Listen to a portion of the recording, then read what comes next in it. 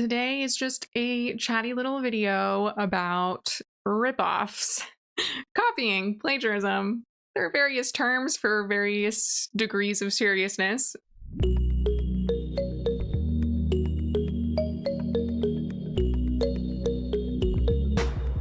My name is Taylor Rose, and welcome back to my channel where we talk about everything reading and writing.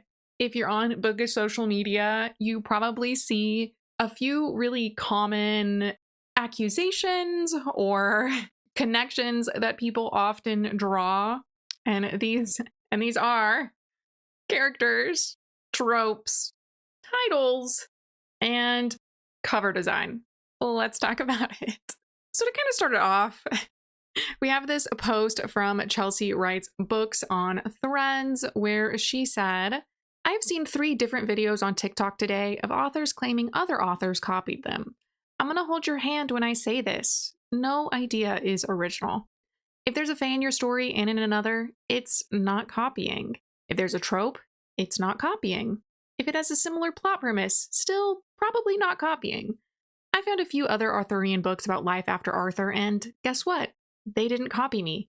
There's way too many people on the planet to have 100% unique ideas in books." And Hallie Starling replied, "If authors are claiming this, it's clear they don't have a good or even sort of solid grasp of the market they're catering to. And that's just unfortunate."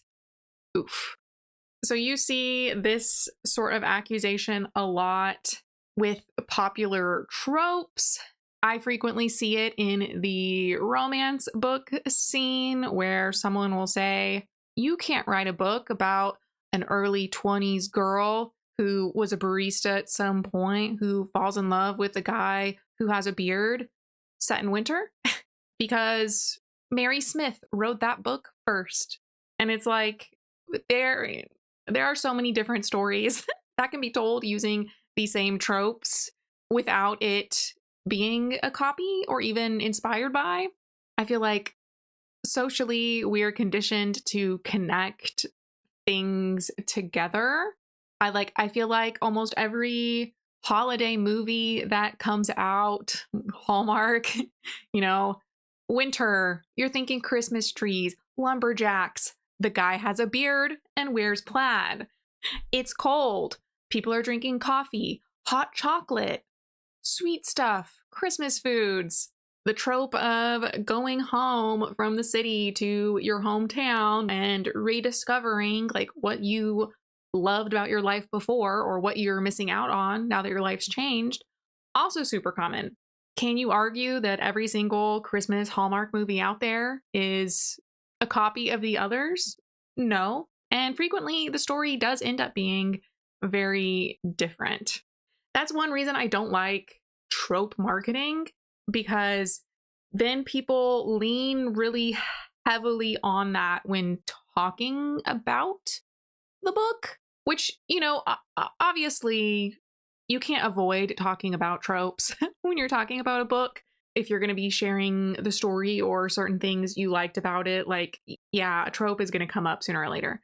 But some people do use that as, oh, they share several tropes. Clearly, one of them's a ripoff, when you need more evidence. Meredith Novako just did a video comparing Powerless to Red Queen. Red Queen was published 10 years before Powerless, but receives a lot of accusations of plagiarizing Powerless when arguably it would be the other way around. And she kind of goes over some of the commonalities and discusses how it's more than just the tropes. It's more than just some scenes. There needs to be more before you can argue that's a ripoff, that's plagiarized. When it comes to fiction, especially fantasy type books, I think it just kind of points out the flaws with trope first marketing. A lot of people are then just gonna, instead of discovering these tropes for themselves in your work, I feel like it then leads to a lot of readers just boiling your work down to these tropes and kind of causing dissonance really in what that trope means to them, or do you know what I mean? I feel like it does lead a lot of people to just like immediately draw comparisons between two works that are in actuality very different from one another, but because they're going down this little checklist of things, they're immediately thinking, oh, they're identical. Thief. Sometimes people make strange accusations based off of events that aren't based on tropes. We can see Arthur Kirsten here said, just thinking of the person I saw who said R.F. Kuang plagiarized history for the Poppy War. That's not a thing. No one holds the copyright on historical events. That's true, they don't. Abnormal says, I'd like to go one singular day without someone saying something out of pocket about R.F. Kuang. That's funny. She is kind of a hot topic. And towards the bottom, we can see Daniel M. Quilter brings up George R.R. Martin, how he plagiarized history for Game of Thrones. While I won't argue that copying one for one from history is super creative or something, ultimately it's what you do with that skeleton of events. And again, history isn't copyrighted, so discussing more tropes or like common fantasy aspects, we have Mo Lucchesi Art, who said, not every vampire is Twilight, not every fae is ACOTAR, not every wizard is Harry Potter. The popular stories of an era aren't the blueprints of the genre. For fuck's sake, go read something else, not written by problematic white women of the 20th century.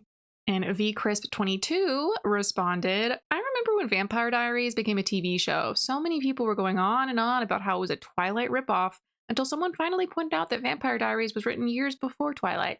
Exactly. It happens all the time. Do I think that the reason we have these trends is because one book manages to stick out and then everyone sees that as a top opportunity to then leap on and try and get a piece of the pie, so to speak? Certainly. Vampire Diaries becoming a TV show probably did have a lot to do with how popular Twilight got. Just like now we have this huge influx of fae-based fantasy after series like ACOTAR became extremely popular. And not to say that like any of these works are like particularly well done or anything. I do think, however, that it is kind of a trend where books written to follow a trend aren't as inspired, perhaps, or gripping, maybe, as books that were thought up organically, which might be coloring people's opinions. You know, I'm not faulting prolific authors from following the money, but a lot of people will argue that you can kind of feel the vibes on how much heart, history there is behind a story. But that isn't to say that all stories with a long creation process are much better than books with shorter creation processes. I think that's just kind of like a conception a lot of people have. Something that I think ties into this pretty well, the copying tropes or plot elements that are popular, is fan fiction. So obviously this year and in the last few years, we've seen a lot of books get published that were originally fan fiction that then had the serial numbers filed off. And, I don't have any objection to it inherently. I don't think that they should be advertising using the original IP, but that's a separate topic. We have here author M.K. Ahern, who says, a topic that gets me heated every time is the difference between turning fanfic into a novel to publish and writing a novel with inspiration by favorite characters, shows, or movies. There is a difference. I wrote a book inspired by the idea of what if it had been Zuko and Katara, and I get so worked up when people say, so fanfic, or so you just turned Zuko and Katara into a novel. Like, no, it's inspired by, it's nowhere near them. And Kilana Quinn says, yes, I keep getting told my book is a Hunger Games knockoff or a Red Rising knockoff. And I'm like, dude, how about you read the book first and then tell me if it's the same? Which is a good point. I definitely think that there is a difference between fan fiction.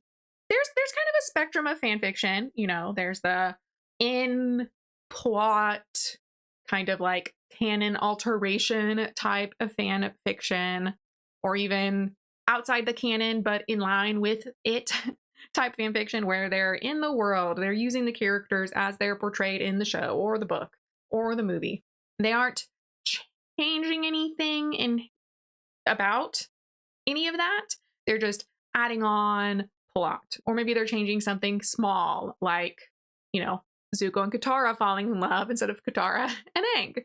But then, you know, it kind of branches off into alternate universe fan fiction where they're changing the world building. They're changing details about the characters, such as their job, etc. You know, and this is what Twilight was.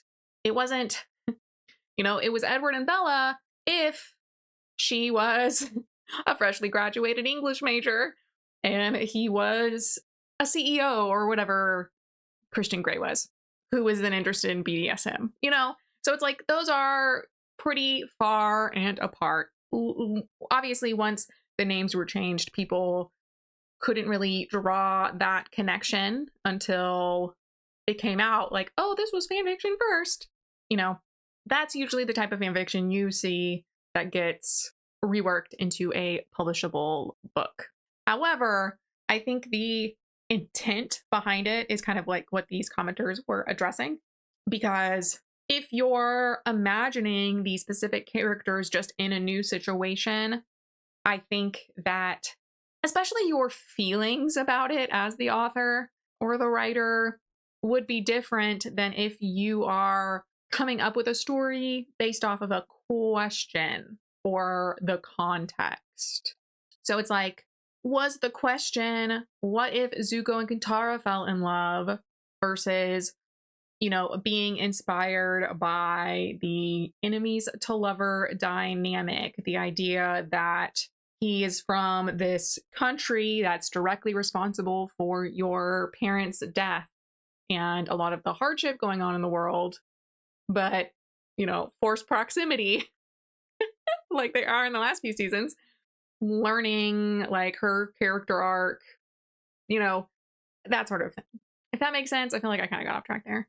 But you might really just like a type of character and come up with your own version who has their own backstory, but, you know, on a surface level resembles the inspiration. This author on Threads was notified by some fans that people think she stole her story idea. So Brittany S. Lewis, who posted, wait, is this a real thing? And she shared a screenshot from a fan telling her that, girl, you need to make a video. People are saying in comments under YouTubers reviewing your book that you stole parts of your book from a popular Wattpad story. They're literally accusing you of plagiarism. And Brittany says, I don't read or watch reviews unless I'm tagged in them because reviews are for readers, not for authors. Which, good for her. But also, I don't read fanfic and I don't have any accounts for this very particular reason. Blood Moon is a wholly original story with common vampire/werewolf tropes. When books share coincidences, most of the time it's because they share similar tropes. That doesn't mean a story is plagiarized, rather, they all exist under a similar umbrella. And she continues with some examples. Examples of this would be Twilight, Crave, Bride, Abraham Lincoln Vampire Hunter. But if you go further back, you can see that these stories share similarities with The Vampire Diaries, Fledgling by Octavia Butler, Anything by Anne Rice, Van Helsing, True Blood, and further back, The Dead Woman in Love, Carmilla, Dracula. Everything is inspired by something, which is why tropes exist, right? And great point. I think if you are new to a genre, you probably don't know what tropes are popular, which, you know, definitely I think can cloud your judgment on how original a story is. Again, a trope ultimately has little to do with the execution. I mean, if the book hits all the same tropes and executes them in the same way, that's definitely more suspicious than just having the tropes in general, especially when they are common things. Like, you know, that would be like saying, you stole from Twilight because the vampires drink animal blood instead of human blood to be good. Like, that's actually a pretty common trope, I feel like. And also, I'm pretty sure has historical basis in like vampire mythology, separate from fantasy, separate from plot. Often, people will be accused of plagiarizing or stealing characters. Imris Rowan said, I just can't with authors having to publicly announce that the MCs in their books are not inspired by or related to popular characters from other books. It's not that hard to conclude that a lot of characters can look similarly. Sharing the same hair color as two other characters does not automatically make them related in any way. Please, I need readers to be serious. It's embarrassing to watch. Which is a good point. Realistically, there are only so many combinations for hair and eye color and skin tone that exist naturally in our world. And it's not common, really, for people to throw in unnatural colors unless it's contemporary, and then, hair dye exists. But like in fantasy novels, like you'll see silver hair, red eyes, or purple eyes. But it is unusual for, at least in my experience, for characters to be like super off the beaten path in terms of character description. Obviously, there are outliers. I read a book where one country has people with opalescent hair naturally, which, like, oh, okay. You do see black haired, red eyed men a lot, especially in webtoons. Like, it is kind of an issue now. Like, every single one. People will bring up the shadow daddy trope. So, dark, brooding dude who has shadow magic. But it's like, none of those traits are particularly unusual. Like, if you told me that you magically separately came up with a character who has green and yellow striped hair and gold eyes, who has the power to summon plant life willy-nilly and needs the sun to survive, like, okay, yeah, after a certain point, okay, I think you're copying that other character that's really popular who has 10 of the same characteristics. But in general, grumpy, black hair, shadow powers, like, none of those are like inherently super exotic or unusual. Author Rudrya, sorry, posted, authors slash readers is writing a book with a character name that's already existing in some other books slash series by a completely different author legally plagiarizing, despite the popularity of the name. Asking for a friend who started writing a book 50% into it and realizes the MC's name is similar to an existing male character in another series. I'm the friend. And some people responded. We have Beckett Crane saying, nope, it's very hard to actually plagiarize. You might have shitty people who say you stole it, namely SJM fans who go rabid at a hint of similarity, but it's not plagiarizing. To put it in the SJM way, you could have a character named Rhysand, but if you have a High Lord with purple eyes and bat wings who's called Rhysand, that's probably closer to plagiarizing. Exactly. I did see an unhinged TikTok once where they accused people of stealing the name Rhys from Rhysand when Rhys as a name has existed for a very, very long time. If they have the same first and last name, like, yeah, I'd probably suggest that you change one of them at least. But unless the first name is like super unique, like you made it up from scratch and it doesn't resemble any existing name in any language anywhere, okay, yeah, I can see why people are giving you the side eye. But you can't tell me you have a character named Zayden. Like, how many toddlers are there out there named Zayden right now? Hayden, Braden, Zayden, the Din names have really like taken over our social consciousness, I feel like.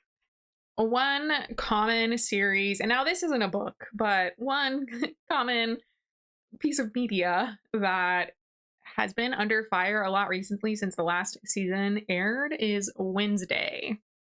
Librariana10 posted, Harry Potter adults need to be studied. This is what they saw as what Wednesday stole from Harry Potter. So she says, Ravens and Nevermore are references to Edgar Allan Poe. Also, JKR didn't invent the concept of magical schools. JKR also didn't invent anagrams. Please. That is so funny. 3. The Three Musketeers is a reference to the Three Musketeers by Dumas. 4. A gothic show having scenes in graveyards? Never done before HP.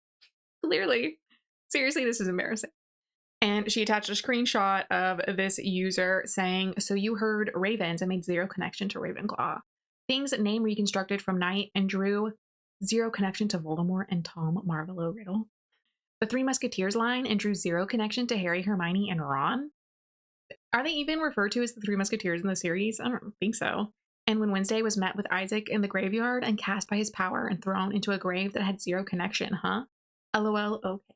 When was he thrown into a grave? I don't know. That last one kind of had me for a loop. I feel like it's talking about the Triwizard Tournament. But yeah, no. Too funny. People crack me up. Sylvia MG Author said, the funny thing about the person saying Wednesday stole the concept of a magic school from Harry Potter is not only that there was stuff like Earthsea books before HP, but Le Guin, who wrote Earthsea, said, I didn't originate the idea of a school for wizards. If anybody did, it was T.H. White. Years later, Rowling took the idea and developed it along other lines. She didn't plagiarize, she didn't copy anything. The only thing that rankles me is her apparent reluctance to admit that she ever learned anything from other writers. When ignorant critics praised her wonderful originality in inventing the idea of a wizard school, and some of them even seemed to believe that she had invented fantasy, she let them do so. This, I think, was ungenerous, and in the long run, unwise. So that was a quote from Ursula Le Guin. And I will say, it is kind of funny. My friend's wife is English, and I feel like it was in a conversation where she said prefect, and I just like had this realization that like prefects weren't made up for Harry Potter. Like they were like a real function in British schools. Or she mentioned schoolhouses or something too. And I was like, wait, like this is like a historical precedent, you know? And it was a really similar feeling to when I studied abroad in Japan. Because like watching American media, very rarely do I feel like that's connected to real life. That's real life for me in America. Like the kids in the high schools are wearing clothes that would immediately have been dress coded in my high school. Their, you know, their schools, their offices look way nicer. Like I feel like The Office, okay, that was pretty realistic. Superstore made me laugh, but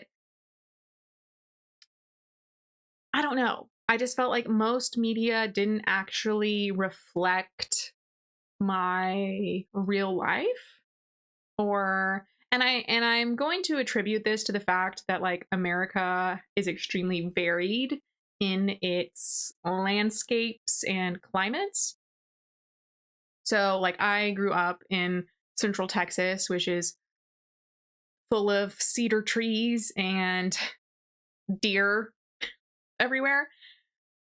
But then a lot of television shows take place explicitly in California, which, you know, very different climate, different stuff going on completely over there. So when I studied abroad in Japan, I kind of expected the same thing. Not really connecting the idea that like Japan is the size of California. Yeah, there's going to be regional variation, but like not nearly to the extent of China, America, Australia, or something. So I showed up to study abroad, and the first, you know, I got there late in the day, and then my host parents were driving me around. But then the first day that I had to go to school alone, you know, I walked to the train station, and the convenience store looks like the ones in anime with the trash cans lined up and the umbrella holder and the, you know, it's 7-Eleven. And then I get to the train station and the sound for the train thing going up and down, like the same sound, the ping pong as you go through the gate, same sound. I'm on the train, and like the rattling of the little handles, and like looking out of the window. We're going over a bridge, and there's a river, and all the, I just like, I cried, which is like embarrassing kind of to admit, but it was like, oh my God, this is like just like a slice of life anime. I went to a coffee shop, and they, give you your coffee and then the sugar and a little tiny pitcher of cream. And I cracked up because in Full Metal Alchemist, there's a scene where someone's drinking coffee and they have the little pitcher of cream. So it's like, here's a coffee cup and here's this little tiny, tiny, tiny metal pitcher of cream. And everyone was like, coffee for his coffee? Like, it was a meme on the internet. And then there I was in this coffee shop, and it's like, that's why it was in Full Metal Alchemist. Like, because that's what they do. And that's not a feeling that I ever had anywhere else with like American media. I guess I had a layover in Hawaii for 10 hours. And so I went to Waikiki Beach. And that's the first time I've thought the ocean's beautiful. Like, this is what people are talking about when they talk about the ocean in movies. Because I don't know if you've been to the ocean in Texas. The ocean in Texas is just like brown sludge with seaweed in it. And then I went to the beach in North Carolina, and it was cold and rocky. And then the beach in Japan, gray and rocky. So seeing like this crystalline, clear blue water and the white sand and people surfing, and I was just like blown away. Like, wow, this is paradise. So I can understand why people see or hear of a concept in media that they've never encountered in their real life and just kind of assuming, oh, that must be made up. But then in reality, it's not. Like, that's a... So some other people chimed in. Back on topic. Spookily Emily 13 says, has the person also never heard of the Worst Witch books? Those started in the mid-1970s, so well before HP. Which, to be fair, I haven't heard of them, but I also didn't think wizard schools were unique to Harry Potter. Jennifer Povey responded, also, I doubt she actually admits that Harry Potter is a school story in the tradition that goes back to Tom Brown's school days, although I suspect Rowling's influence, given her age and gender, was probably Enid Blyton. I definitely see a lot of Mallory Towers in Hogwarts. Quidditch is often considered witch soccer, but it has a lot in common with lacrosse. But would Rowling ever admit that she even read those books? There are a lot of things to hate about Rowling other than this, mind. Which, yeah. Anana Pinhole said, Wednesday is the least original TV show that's ever been broadcast. Obviously, it leans heavily on the Addams Family, but it also regurgitates Harry Potter, Twilight, and countless other teeny shows. Even the school logo is a Netflix logo. The whole thing could be AI. And I mean, I'm not arguing that Wednesday is like the epitome of television or anything. Like, it was fun. Did everyone make stupid decisions constantly? Yeah. So, Dirty Water PJ points out, it's not like Harry Potter and Twilight don't borrow heavily from books, film, and TV that came from before them. And at least Wednesday owns its premise. It is entirely based upon an older show. It is what it is. It's not pretending to be wholly original. It's more honest. Yeah, I mean, there are so many, like, it leans heavily on the Addams Family. Yeah, it's a Addams Family story. What do you mean? A lot of people are upset that they actually don't resemble the Addams Family more. Some people have less issue with the content inside the book than they do with the content outside of the book. You've probably noticed this yourself, but in romantasy, and I think fantasy in general, there are definitely trends of titles. Stasia Rose writes, posted this screenshot from the ACOTAR subreddit where a user said, so please tell me SJM's people have already filed suit. This is such flagrant, obvious ripoff. Has anyone read these? More importantly, how soon till the cease and desist pull these from the shelves? Okay. And Sadasia commented, yesterday was character names, today it's book titles. How about we stop gatekeeping widely used things just because our favorite author used them first? Or used them too. Yeah. Like, I don't think the Court of Thrones and Wings, the King of Frost and Shadows, the Kingdom of Flames and Ash. Like, yeah, it's super common now, but it's because it's catchy. You can find 50, 100 books on Goodreads with the same grammatical structure. But I feel like at a certain point, it's kind of like getting mad that too many books start with the word the or the adjective noun. Yeah, that's just how English works. I would be interested to learn about titles in other languages if they are also struggling with this trend of all the books having similar titles, which I don't have an issue with the titles being similar, other than it definitely attributes vibes to the book that probably I would turn me off of it. Silky Be Like said, it's the words and the font at the same time, but I also don't care enough to make drama. And Stasia responded, but SJM didn't start this. There are books that follow the same title format that are much older than hers. To claim she has ownership of it is just ridiculous. Which, yeah. And also, graphic design, like Robert Welsh says about makeup, there might be rules, but there's no limit to creativity. Like, that applies to pretty much everything. Graphic design, like, yeah, they probably look similar because you need to establish a certain level of readability and interest in your viewer. Certain tropes have certain requirements, but you can execute them really however you want. Certain genres have certain requirements, but how you work around those requirements and tell the story that you want to tell, it's totally up to you. At a certain point, it's like how different can English grammar really be? There are only so many things that make sense as titles. Like, unless we're going to get into this, like, isekai web novel titling thing where the title is like 3 sentences. My little sister's the cutest one in the universe. That time I was reincarnated as a royal prince who's obsessed with his princess sister. Like, there's some really bizarre titles out there because they're trying to, that's their marketing tactic. Like, we got to get you in with a synopsis right now versus, Western literature doesn't really follow that kind of thing.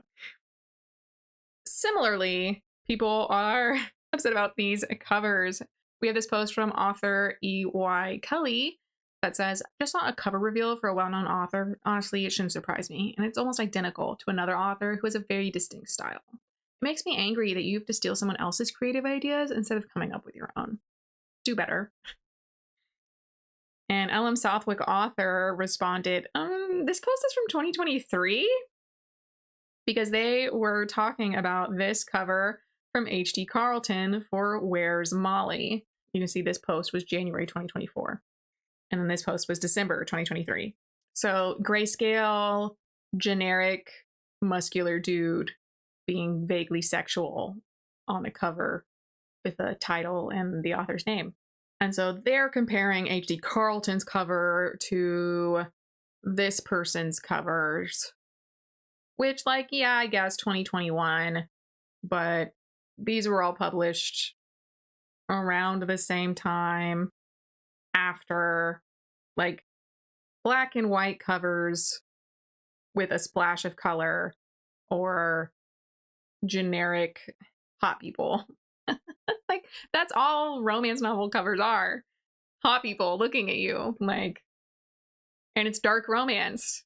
They're all dark and grungy looking.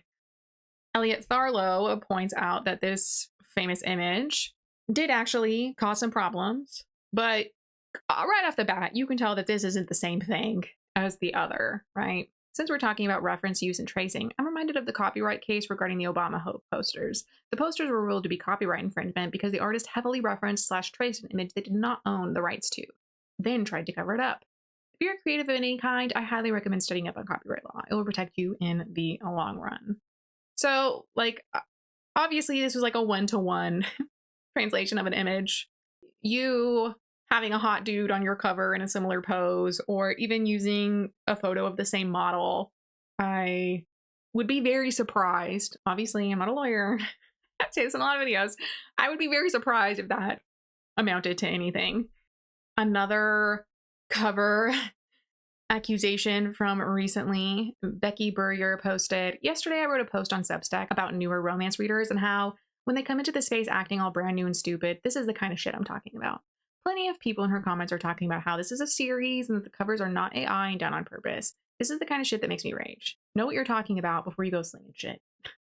And she attached this screenshot where someone said, y'all, has anyone noticed this on Goodreads? There are 3 different books by 3 authors on the giveaway list, and they have almost exactly the same cover. What's causing this? AI, lazy artists? How is this even possible? And you can see she took photos of 3 books that have extremely similar covers. A couple in the foreground with the same buildings in the background, confetti, title in the same font. And I feel like you'd think, oh, the backgrounds are identical. Let me look into this. You would click in and take a look. And this is actually something that happens to me all the time. So like I really liked Celeste Baxendale's like reimagined fairy tale series. And like all the covers have kind of a generic fantasy romance look. It is what it is. And I, was scrolling down and it was like, you might be interested in. And then it had a bunch of her other books. And then there was one where I was like, oh, it says book 2 by Celeste Baxendale, same cover style. So I'm like, oh, maybe this is like another series she wrote. So I clicked on it, then clicked on the series to go find the first book. And it was one of these like collab series where it's a bunch of authors each writing one book together as a collection.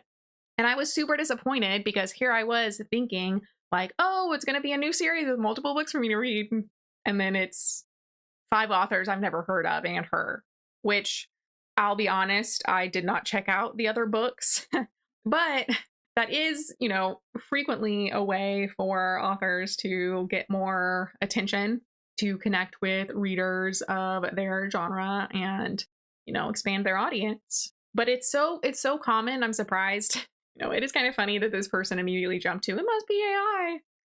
Just because it would be very easy to verify whether or not these books were related. Like in the description, it's going to tell you part of the Love at First Sight fairy tale series or whatever. I will say the cover thing, yeah, sometimes it's a little strong for different genres. And I think that it is a little negative in that sometimes authors are using these really entrenched styles to call an audience that isn't actually the audience of their book. Sometimes I'll pick up a book and think, oh, this cover reminds me of all these other books I've read. It'll probably have the same vibes. It's also a fantasy. And then it's just like completely left field. Or I'll pick up a book where I'll look at the cover and think, I don't know. Like I know the vibes usually associated with this type of cover and I'm not super into them, but I'll give it a shot. And then the book is just like incredibly different from what I generally dislike. Like on one hand, people might be relying on it too much. On the other hand, people are probably misusing it.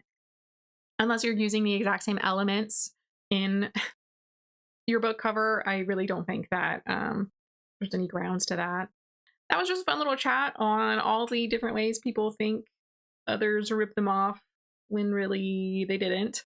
I feel like when I was a kid, I kind of like set myself up for not necessarily success, but to have a more well-rounded view of what is out there, because I just went to the public library and I worked my way down alphabetically the YA section as a kid. We'd go and I'd get 6 to 8 books, read them, come back the next week. I'm down a shelf. Did I read all of them? No, but like I went through and picked the ones that caught my eye over many years. So it's like, yeah, if you're depending solely on the algorithm or recommendations from the media on what's popular, you probably will be kind of falling into the trap of not realizing how wide and varied certain tropes are. if you never really read fantasy, and then Twilight's the first time someone talked to you about a fantasy book, so you read it and you think, wow, this is just so ingenious because I've only ever read contemporary romance, or I've only ever read thrillers before. How inventive. And then, of course, you're going to think, oh, all these other vampire books are ripoffs, when in reality, you just didn't know about them before. Well, do you think people are jumping to conclusions too quickly? Do you think it's actually the fault of the trends? Or do you think it is more an issue with people not expanding their horizons, so to speak? They don't have enough experience in fantasy to understand these fantasy tropes, or romance to understand romance tropes, etc. What do you think? Well, that is all for now. I will see you next time.